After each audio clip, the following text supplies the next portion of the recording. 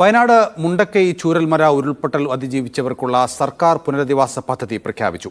750 കോടി ചിലവിൽ 2 എസ്റ്റേറ്റുകളിലായി model township നിർമ്മിക്കാനാണ് മന്ത്രിസഭായോഗ തീരുമാനം.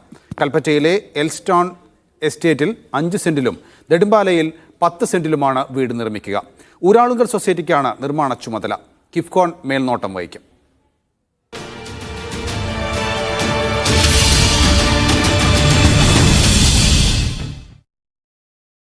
എൽസ്റ്റോൺ എസ്റ്റേറ്റിൽ 58.5 ഹെക്ടറും നെടുമ്പാലയിൽ 48.96 ഹെക്ടർ ഭൂമിയുമാണ് ഏറ്റെടുക്കുന്നത്. ജനുവരി 25-നകം ഗുണഭോക്താക്കളുടെ പട്ടിക തയ്യാറാക്കും. മേൽനോട്ടത്തിന് ത്രിതല സമിതി. മുഖ്യമന്ത്രിയാണ് സമിതിയുടെ അധ്യക്ഷൻ. നിർമ്മാണ മേൽനോട്ടത്തിന് ചീഫ് സെക്രട്ടറിയുമുണ്ട്. കളക്ടറുടെ നേതൃത്വത്തിൽ ഇംപ്ലിമെന്റേഷൻ കമ്മിറ്റിയും ഉണ്ടാകും. എൽസ്റ്റോൺ എസ്റ്റേറ്റിൽ ഒരു കുടുംബത്തിന് 5 സെന്റും നെടുമ്പാലയിൽ 10 സെന്റുമായിരിക്കും നൽകുക.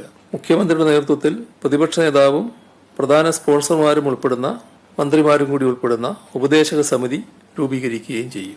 ടൗൺഷിപ്പുകളിൽ വീടുകൾക്ക് പുറമെ മാർക്കറ്റ്, ആശുപത്രി, വിദ്യാലയം, അങ്കണവാടി, കുടിവെള്ളം, വൈദ്യുതി എല്ലാ സൗകര്യവും ഉണ്ടാകും. വീട് വെച്ച് നൽകൽ മാത്രമല്ല, ഉപജീവന മാർഗം കൂടി അടങ്ങുന്നതാണ് പുനരധിവാസമെന്ന് മുഖ്യമന്ത്രി പറഞ്ഞു.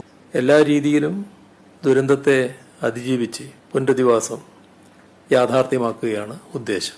അതിന് സഹായവുമായി മുന്നോട്ട് വരുന്ന എല്ലാവരെയും ചേർത്ത് പിടിക്കും. കേന്ദ്രം സഹായം നൽകുമെന്ന പ്രതീക്ഷ പങ്കുവച്ച മുഖ്യമന്ത്രി അതിതീവ്ര ദുരന്തമായി പ്രഖ്യാപിക്കാൻ വൈകിയതിലുള്ള അമർഷവും രേഖപ്പെടുത്തി. ഒരു അതിതീവ്ര ദുരന്തമാണ് എന്ന് കണ്ടെത്തി കേന്ദ്ര ആഭ്യന്തര മന്ത്രാലയത്തിന് ശുപാർശ നൽകിയിരുന്നു. ഈ ശുപാർശ 2 മാസം വെളിച്ചം കണ്ടില്ല. 2 മാസത്തിനുള്ളിൽ ഈ അറിയിപ്പ് ലഭിച്ചിരുന്നെങ്കിൽ ചില അധിക സാമൂഹ്യ സഹായം ലഭ്യമാക്കുവാൻ സാധിക്കുമായിരുന്നു. വീട് വാഗ്ദാനം ചെയ്ത സ്പോൺസർമാരുമായി മന്ത്രിസഭാ യോഗത്തിന് ശേഷം മുഖ്യമന്ത്രി ചർച്ച നടത്തിയിരുന്നു. പ്രതിപക്ഷ നേതാവ് വി.ഡി. സതീശൻ, ഉപനേതാവ് പി.കെ. കുഞ്ഞാലിക്കുട്ടി, കർണാടക സർക്കാരിന്റെ പ്രതിനിധി, രാഹുൽ ഗാന്ധിയുടെ പ്രതിനിധി, ഡിവൈഎഫ്ഐ നേതാക്കൾ എന്നിവർ യോഗത്തിൽ പങ്കെടുത്തു. മീഡിയ 1, തിരുവനന്തപുരം.